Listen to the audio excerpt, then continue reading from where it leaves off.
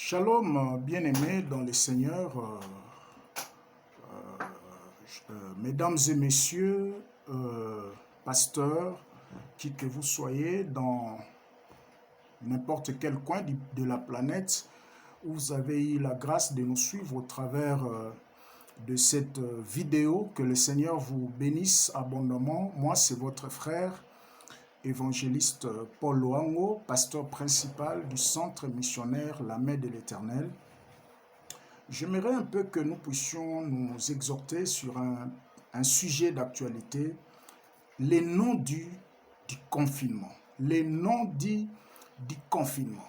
Parce qu'au fait, un non-dit, c'est une vérité qui est censée d'être dite, acceptée et appliquée. Un non-dit. Nous voulons voir que derrière ces confinements, il y a des non-dits. Ceux qui sont en train de nous suivre ils peuvent se rappeler que ça doit être notre deuxième vidéo. Derrière chaque chose, il y a des dits, il y a des choses qu'on peut facilement dire, mais il y en a aussi des choses qu'on ne peut pas dire. Et pendant quelques minutes, nous voulons un peu nous entretenir sur les non-dits du confinement. Parce que ces temps de confinement, c'est un moment très très précieux qui nous cache plusieurs leçons, parce que ce qui évolue dans la vie, ce sont des hommes et des femmes qui cherchent à tirer des leçons devant chaque réalité, chaque phénomène, chaque obstacle ou chaque situation devant laquelle ils peuvent se retrouver. Alors nous sommes de ceux-là qui pensent que dans ces temps de confinement, il y a un langage de Dieu, que Dieu est en train de parler à son peuple et nous devons chercher à sonder et à tirer quelques leçons. Parce que la gloire de Dieu, c'est de cacher des choses. J'aimerais que nous puissions partir d'un texte de Proverbes chapitre 25 au verset 1. La Bible dit, voici encore des proverbes de Salomon, recueillis par les gens d'Ézéchias, roi de Juda. Verset 2, la gloire de Dieu, c'est de cacher les choses. La gloire des rois, c'est de sonder les choses. Ça, c'est Salomon. Salomon qui était fils de David, qui lui a succédé, bien sûr, au trône en Israël. Et cet homme qui a connu les hauts et les bas avec le Seigneur, cet homme qui a compris comment est-ce que Dieu peut prendre quelqu'un du néant et le faire asseoir parmi les grands. Cet homme qui a fait beaucoup d'expérience avec Dieu et il nous laisse par écrit et pour servir d'histoire, pour servir de leçons aux générations futures que nous sommes. La gloire de Dieu, c'est de cacher les choses. Nous voulons un peu sonder en tant que des rois, en tant que des vrais fils du royaume. Qu'est-ce qui se cache? Quel langage qui se cache derrière les confinements? Nous avons eu le temps de prier et de réfléchir, comme le dit les Écritures. Celui qui réfléchit sur les choses trouve du bonheur. Et en réfléchissant, nous sommes rendus compte que ce temps de confinement, c'est un temps d'avertissement qui précède l'évacuation des justes. C'est un temps d'avertissement, un temps où Dieu est en train d'avertir son peuple avant l'enlèvement, avant l'évacuation. Ça, c'est merveilleux. Parce que un véritable enfant de Dieu, c'est quelqu'un qui sait à chaque instant comprendre quelles sont les priorités dans le cœur de son Créateur. Dans chaque époque, dans chaque temps, dans chaque circonstance, quelles sont les priorités de Dieu? Ça, c'est formidable. Parce qu'un chrétien, c'est quelqu'un qui est conscient de ce qu'il est, de ce qu'il fait et de ce que Dieu attend de lui. Parce que c'est Dieu qui nous a sauvés par sa grâce. Il nous a placés dans une famille qui est Église. Et cette famille-là, en nous plaçant dedans, il attend de nous des fruits, il attend de nous des résultats, il attend de nous des choses. Voyez-vous, il arrive à un certain moment, Dieu peut nous confiner, il peut nous garder, parce que le confinement, c'est le fait de de garder quelque chose, de garder ou de conserver quelque chose contre un danger du temps, contre un danger ou la corruption, soit la destruction liée au temps. Voyez-vous?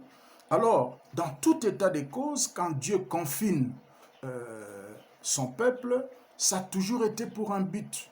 Nous pouvons penser que les dirigeants de ce monde ont confiné l'Église, mais laissez-moi vous dire que dans tout état de cause, Dieu est au contrôle. Dieu contrôle tout. Dieu est au contrôle. Et devant chaque situation, Dieu a sa solution, a ses méthodes qui lui sont propres pour intervenir en faveur de son peuple. Parce que en ces moments de confinement, les dirigeants de ce monde qui se moquent de Dieu parce qu'ils ont déjà l'esprit de l'Antichrist, parce que la Bible dit que c'est cet Antichrist qui est déjà là au travers certains leaders. Au travers certains leaders, il anime leur esprit, les poussant à voter des lois, à prendre des décisions qui énervent la parole de Dieu.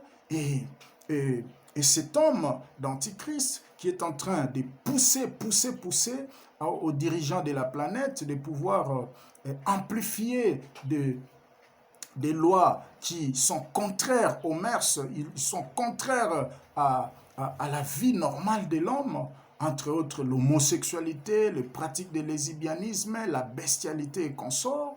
Toutes ces choses énervent les Écritures et énervent la colère de Dieu. Et pendant ce temps où tout le monde est confiné dans la maison et rien ne se fait comme activité de tous les temps, et ils sont en train de travailler, ils continuent à travailler pour voir comment est-ce qu'ils peuvent encore engouffrer le monde, comment ils peuvent encore enfoncer le monde, voyez-vous. Et nous qui sommes fils du royaume, nous ne pouvons pas perdre l'espoir, parce que nous devons savoir que dans tout état de cause, Dieu est au contrôle. Regarde Israël, alors qu'il était confiné, abaissé dans l'humiliation pendant 40 jours, il ne savait pas que faire. Et le roi Saoul qui avançait à un certain moment, il s'est dit, mais c'est quoi cette histoire? Pendant 40 jours, les géants Goliath les a confinés dans la peur, dans la terreur. Et personne ne pouvait hausser les tons. Alors pendant qu'il se sentait au bout du rouleau, Dieu avait sa solution. Dieu avait ses méthodes propres. Il a touché le cœur du père de David, Isaïe. Alors qu'il était en train d'envoyer Isaïe et David dans les champs pour aller donner quelque chose à manger à ses frères qui étaient dans le front, lui-même Isaïe ne savait pas qu'il était en train d'envoyer la solution pour Israël. Et David lui-même, qui était envoyé, ne savait pas qu'il était la solution. Et ses frères qui vont le recevoir dans les champs ne savaient pas qu'il venait de recevoir la solution venant de la part de Dieu. Dieu a ses méthodes qui provoquent l'étonnement de l'homme. Dieu a ses méthodes qui lui sont propres. Voilà pourquoi dans tout état de cause, alors que l'humanité évolue du jour au lendemain dans la peur, du jour au lendemain dans le désespoir, nous ne pouvons pas perdre l'espoir, d'autant plus que nous avons cru à un Dieu vivant, le créateur du ciel et de la terre. Il est au contrôle de toutes choses. Voyez-vous, David lui-même ne savait pas qu'il était la solution. Isaïe, en envoyant David, il ne savait pas qu'il était en train d'envoyer la solution. Parce que ce que nous libérons nous revient toujours d'une certaine mesure. Voilà pourquoi la vraie chrétienté se mesure par rapport à notre capacité de donner et non de recevoir. Voyez-vous? Alors que Isaïe a donné David, a libéré David, et David lui est revenu, non comme un simple petit David, mais comme un porteur d'armes et un chef d'état-major d'Israël. Ça, c'est merveilleux. Lui qui a juste envoyé un enfant, mais quelques temps après, quelques heures après, il va écouter là-bas, David a tué 10 000 et Saoul a tué 1000. Qu'est-ce que c'est? Voyez-vous, ce que nous donnons nous revient toujours d'une certaine mesure. Voilà pourquoi, bien-aimés, en ces temps de confinement, parmi des choses que Dieu attend de nous, c'est de libérer, avoir des mains ouvertes. Continuons à exercer notre libéralité, notre amour du prochain, parce que nous devons élever notre chrétienté jusqu'à voir Dieu auprès du voisin. Ça, c'est merveilleux. La Bible dit dans le dernier temps, les hommes seront égoïstes, mais nous sommes fils du royaume, nous avons nos lois, nos règles, nos préceptes. Nous ne pouvons pas suivre le vent du monde. Voilà pourquoi nous, dans notre évangile, nous disons, je ne répéterai pas l'histoire négative. Donc, tout ce qui est négatif ne fait pas partir de mon cortège, voyez-vous. Alors, la solution de Dieu n'a pas toujours été comme celle des hommes, parce que les héros de Dieu ne sont pas des héros des hommes, alors que l'humanité était confinée dans le péché pendant des siècles et des siècles. Depuis le ciel, Dieu a libéré Jésus-Christ qui est venu comme l'agneau de Dieu pour accomplir les plans de la rédemption conçus par Dieu depuis l'éternité. Et aujourd'hui, le Saint-Esprit est en train de les réaliser. Bien-aimés, nous devons savoir, malgré le confinement, les institutions sont bloquées de gauche à droite, il y a quelques malaises économiques sur le plan planétaire, mais nous qui sommes fils du royaume, nous ne devons pas baisser les bras, nous ne devons pas perdre l'espoir, parce que vous vous rappellerez, à quelques temps passés, au début du confinement ici, il y a des athées et tout ce monde s'est moqué de l'Église, s'est moqué des serviteurs de Dieu, soi-disant que nous verrons ce qu'ils vont devenir. Mais depuis un certain temps, tout le monde peut dire avec moi, Ebenezer, jusqu'ici, il nous a secourus.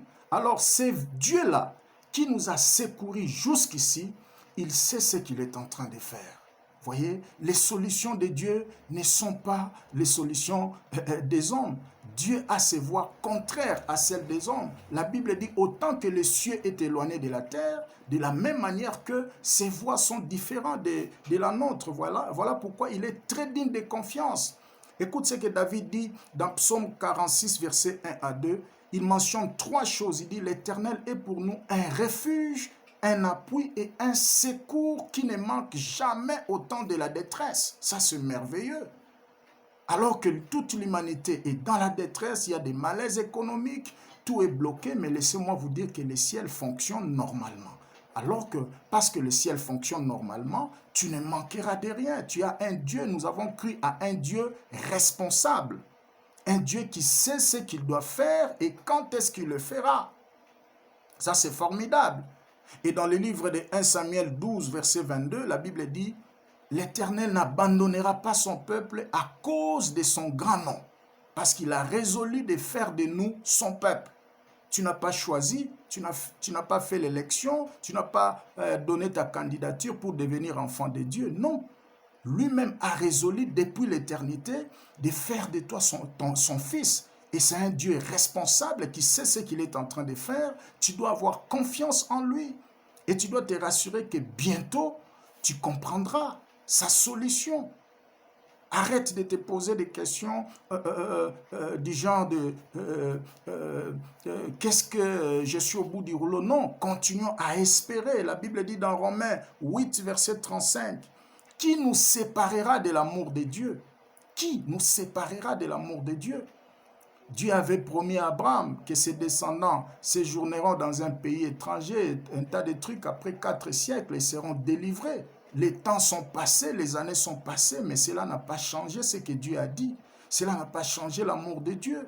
Dieu a promis à Abraham la bénédiction. Dans Genèse 12, toutes les nations de la terre seront bénies par toi. Des années sont passées, des siècles sont passés.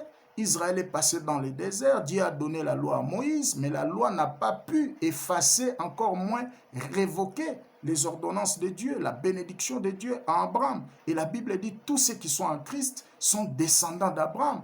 D'office, nous sommes participants de la bénédiction d'Abraham. Nous devons être rassurants, mes amis. Ça, c'est merveilleux. Les temps de confinement, premièrement, c'est un moment d'avertissement. À quoi consiste l'avertissement? Premièrement, l'avertissement, c'est une mise en garde. Les temps de confinement ici, chacun de nous doit réveiller un peu son esprit par rapport au temps, par rapport à tous les signes que le Seigneur a dit, parce que c'est une mise en garde, mais aussi pour ceux-là qui n'ont pas encore donné leur vie à Jésus, qui n'ont aucune alliance avec Dieu, qui vivent comme des animaux, qui sont des pécheurs, parce qu'un pécheur, c'est quelqu'un qui n'a ni alliance avec Dieu, ni privilège dans le royaume de Dieu, ni héritage dans le royaume de Dieu. C'est une personne en direction de l'enfer. Alors, bien-aimés dans le Seigneur, tout ce que nous voyons, avec tout ce qui se passe actuellement au travers le monde, c'est un moment de mise en garde. Dieu est en train de mettre en garde, parce que de tous les temps, avant que le jugement de Dieu ne s'abatte sur les hommes, ne s'abatte sur l'humanité, Dieu a toujours averti. Deuxièmement, c'est une réprimande ou une faute de gestion. Un avertissement, c'est une réprimande par rapport à une mauvaise gestion. Lorsque tu gères mal, on peut te reprocher, on peut te blâmer, on peut te gueuler. C'est un moment où chacun de nous doit prendre un peu rendez-vous avec lui-même. Parce que la Bible dit dans Hébreux 9, verset 27, il est réservé pour un homme de mourir une seule fois, après quoi viendra le jugement. Voyez-vous? Et maintenant là, c'est maintenant un temps où chacun de nous peut se poser cette question. Comment je vis? Est-ce que je vis pour moi-même ou je vis pour Dieu? Deuxièmement, tu peux te poser des questions. Comment je gère mon corps? Parce que mon corps est le temple du Saint-Esprit. Pourrais-je prendre mon corps? Comment je gère mon corps? Il y a de ceux-là qui prennent leur corps pour les livrer à l'impudicité, qui prennent leur corps pour faire des tatouages par-ci, par-là, pour saboter ce que Dieu a fait, a créé. Or, la Bible dit Dieu a créé l'homme à son image et selon sa ressemblance. Ça, c'est vraiment une insulte contre Dieu.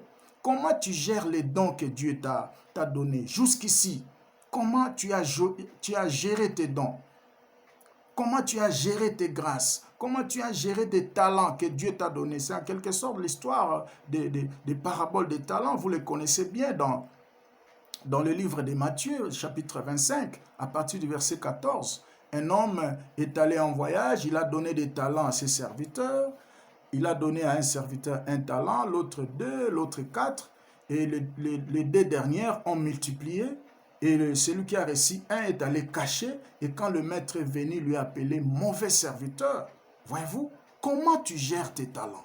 Est-ce que tu les gères pour la gloire de Dieu? Comment tu gères les dons, le ministère que Dieu t'a donné? Est-ce que tu le fais pour la gloire de Dieu ou pour ta propre gloire? Voyez-vous, c'est le temps que nous devrions nous poser des questions pareilles parce que bientôt nous rendrons compte. Bientôt, c'est notre délivrance totale. Ces jours-là, un des 4 matins, quand nous paraîtrons devant le Seigneur, devant le tribunal de Christ, il doit nous demander toutes ces questions. Comment tu as géré l'argent que je t'ai donné? Voyez, est-ce que tu payes régulièrement tes dîmes? C'est le temps où tu dois régler ta façon de donner, ta façon de gérer l'argent, ta façon de gérer ton corps, ta façon de gérer ta beauté, ta façon de gérer les dons, les talents que Dieu t'a donnés. Voyez-vous? Comment tu gères les souffles de vie? Comment tu gères la force que Dieu t'a donnée? Pendant ce temps de confinement, tu dois réfléchir dedans et prendre rendez-vous avec toi-même et changer, se repentir. Ça, c'est merveilleux. Voyez-vous, qu'est-ce qui fait ta priorité jusqu'ici, depuis que tu es né, depuis ta conversion? Qu'est-ce qui fait ta priorité? Peut-être tu me suis, tu n'as pas d'alliance avec Dieu, tu évolues comme ça, mais chaque jour qui passe, quand tu te réveilles, quand tu dors, qu'est-ce qui fait ta priorité? Quand tu marches pendant la journée, qu'est-ce qui fait ta priorité? Pourquoi tu vis? Qu'est-ce qui réjouit ton cœur?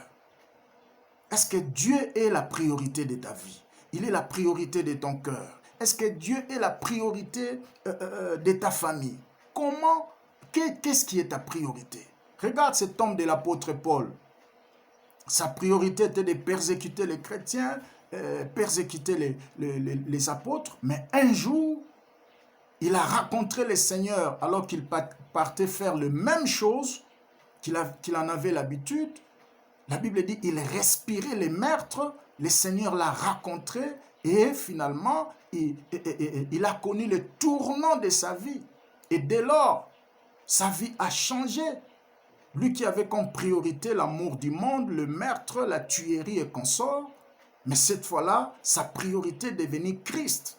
Voyez-vous, qu'est-ce qui fait ta priorité? Peut-être pour toi, c'est l'impudicité. Peut-être pour toi, c'est la rébellion. Peut-être pour toi, c'est le meurtre. Combien de fois on t'a envoyé empoisonner les gens, tuer les gens? Tu fais les coups bas au niveau du service. Tu fais les coups bas parmi les leaders, dans la communauté, dans l'association où tu es. Qu'est-ce qui fait ta priorité? Peut-être pour toi, c'est les critiques. Qu'est-ce qui fait ta priorité? Peut-être pour toi, c'est le banditisme. Qu'est-ce qui fait ta priorité? Moi, je connais des gens qui étaient dans ton domaine, que le diable a ruiné la vie. Ils ne savaient pas en servant le diable, parce que quand tu sers le diable, il ne te montrera pas des conséquences. Quand tu vas tomber dans la fossée, il te fouille. Et beaucoup qui sont dans votre camp, qui rejetaient Christ, qui rejetaient l'amour de Dieu, manifesté en Jésus-Christ, ils se conduisaient comme leur bon, leur cœur, leur volonté, leurs sentiments les poussaient, et finalement ont regretté. Ils ont abandonné ces choses et ils ont donné leur vie au Seigneur. Jusqu'où tu iras avec cette manière de vivre? Pendant ces temps de confinement, tu dois te repentir, tu dois t'arrêter, tu dois pardonner. On ne pardonne pas parce que quel autre a mérité le pardon. Non, nous pardonnons parce que la parole de Dieu nous recommande de pardonner. Parce que toi aussi, tu as tes erreurs, tu as tes fautes. Pourquoi tu n'aimes pas pardonner? Pendant ce temps de confinement, tu dois pardonner. C'est le moment aussi de se consacrer à la prière. Combien de temps tu te donnes dans la prière, dans la méditation de la parole? Combien de temps tu te donnes dans le jeûne? Voyez, c'est le temps aussi d'évaluer nos relations avec les autres. Voyez, est-ce que tu es fidèle dans tes relations avec ta femme? Est-ce que tu es fidèle dans tes relations avec ton mari? Est-ce que tu es fidèle dans tes relations avec ton chef au niveau du service? Est-ce que tu es loyal vis-à-vis de ton leader? C'est le temps d'évaluer toutes ces choses parce que nous rendrons compte à Dieu. Je t'ai donné des relations. Comment tu as géré ça? Dieu te le demandera un jour. Voyez-vous?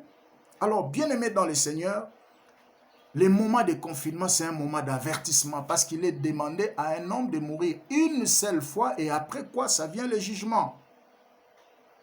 Hébreux 9, verset 27, ça c'est merveilleux. Et l'avertissement, c'est aussi un avis de comparution devant le juge de paix. Lorsqu'on avertit, ça veut dire aussi, on te lance un avis de comparution. Et l'avertissement veut dire aussi un signal commandant au conducteur d'être à mesure de s'arrêter au signal suivant. Voyez-vous, on te signale de t'arrêter parce qu'il y a un autre signal. C'est ça l'avertissement. Vous voulez traverser un boulevard, on te signale de t'arrêter parce qu'il y a un autre signal. Bientôt, il y a un signal. La Bible dit dans Psaume 89, verset 16, « Heureux le peuple qui connaît les sons de la trompette. » Les sons de la trompette. Voyez-vous, les sons de la trompette qui est la parole de Dieu. Et en ces temps, nous sommes en train de sonner la trompette dans ton cœur. Jusqu'où tu iras avec cette vie-là? Il y a des gens qui le pratiquaient volontairement et aujourd'hui, ils ont abandonné ces choses. Ils ont donné complètement leur vie au Seigneur. Le Seigneur les a transformés. Voyez-vous? Ça, c'est merveilleux. La Bible dit que le Seigneur lui-même a un signal parce que notre délivrance totale approche. 1 Thessaloniciens 4, verset 16. 1 Thessaloniciens 4, 16. La Bible dit le Seigneur lui-même a un signal donné à la voix d'un archange, au son de la trompette. Les morts en Christ ressusciteront et les vivants seront transformés. Ça, c'est déjà l'évacuation. Mais avant l'évacuation, avant l'enlèvement, Dieu a toujours pris soin de pouvoir avertir son peuple. Et là, nous sommes venus au travers de cette vidéo pour tenter de vous avertir. Jusqu'où vous irez avec votre résistance, avec votre incrédulité? Dieu vous aime. La Bible dit dans Luc chapitre 7, à partir du verset 26, « Comme ça s'est fait au temps de Noé, c'est de même manière que ça se fera dans notre temps ici. » Qu'est-ce qui se faisait? Les gens vivaient leur vie normale, voyez-vous? Ils vivaient leur vie normale, ils se mariaient, ils allaient au travail, ils géraient leur famille, un tas de trucs, ils mangeaient, ils buvaient. Mais ils étaient surpris.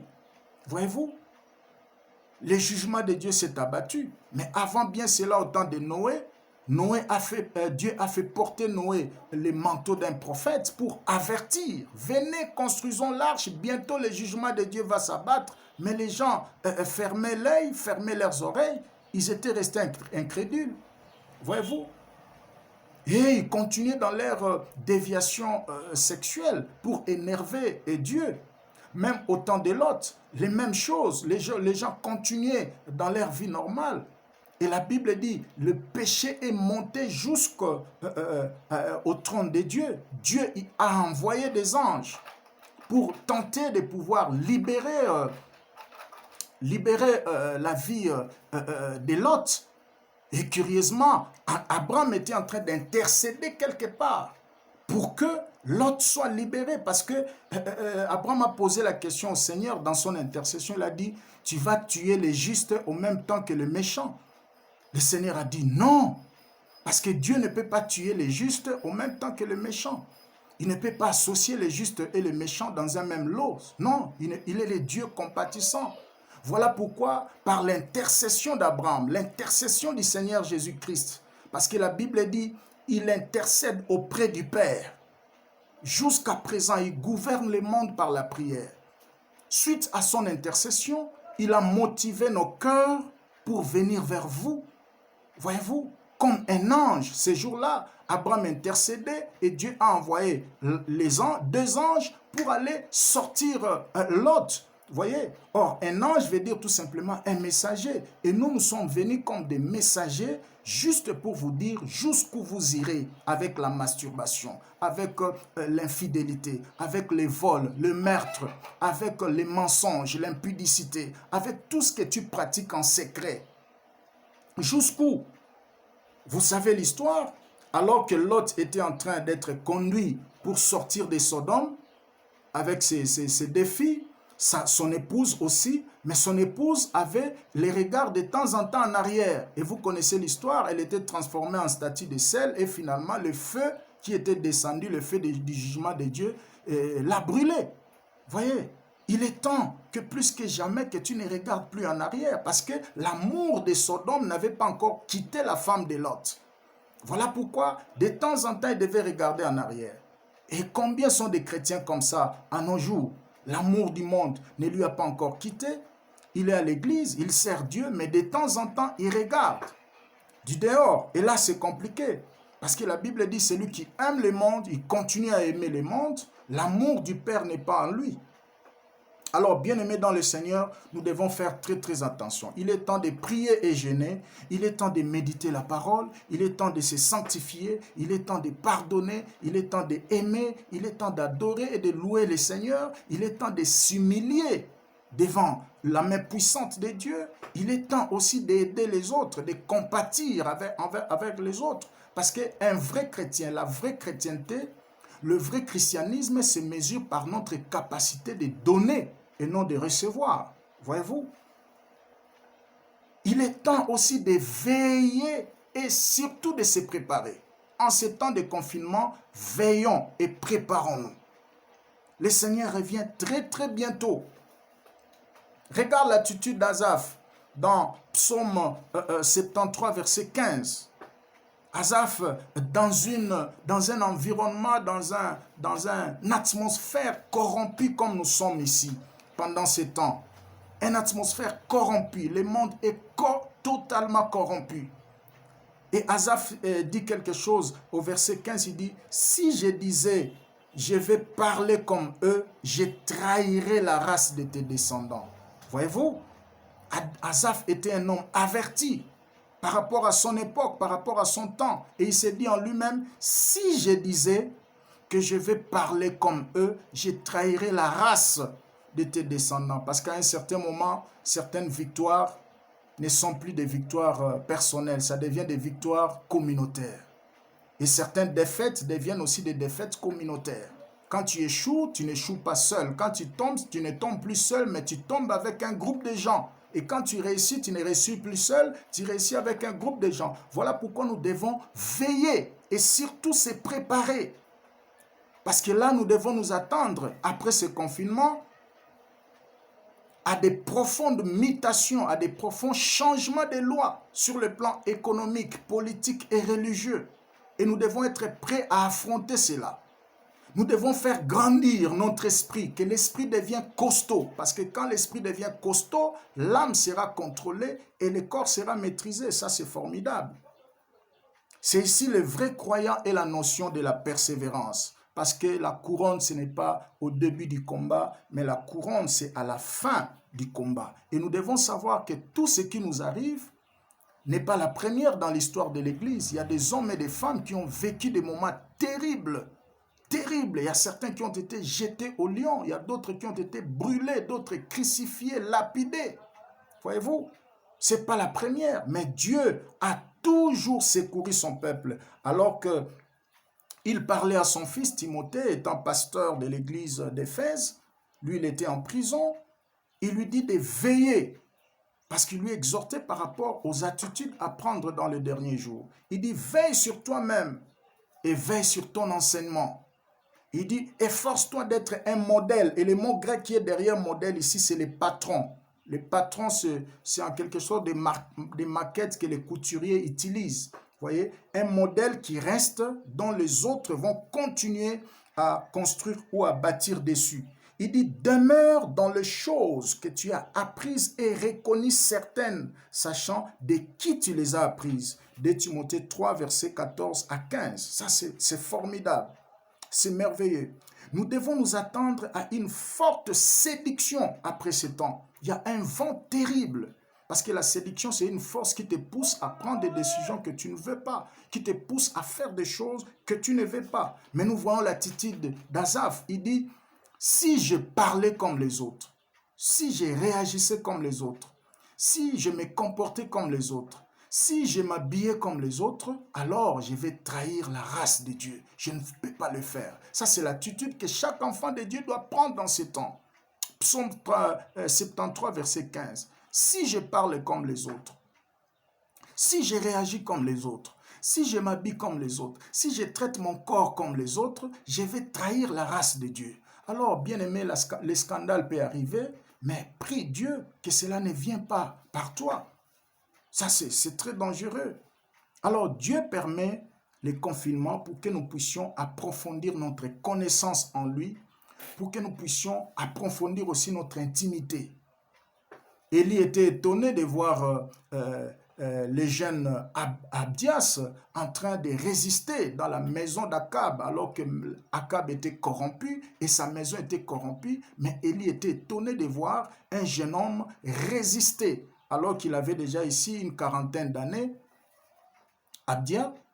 Et Élie va lui poser des questions. Mais comment ça se passe là? Il dit, ton serviteur craint l'Éternel dès sa jeunesse. Donc, ce que tu me vois là en train de résister dans un environnement corrompu, c'est parce que dès ma jeunesse, j'étais confiné dans la crainte de Dieu et j'ai intériorisé des valeurs chrétiennes, des valeurs divines qui m'ont aidé à résister parce qu'Abdia était le chef de la maison civile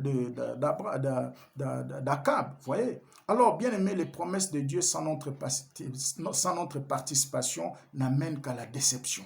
Nous devons comprendre que Dieu est en train de faire sa part et nous devons aussi faire notre part. Dieu ne fera pas tout.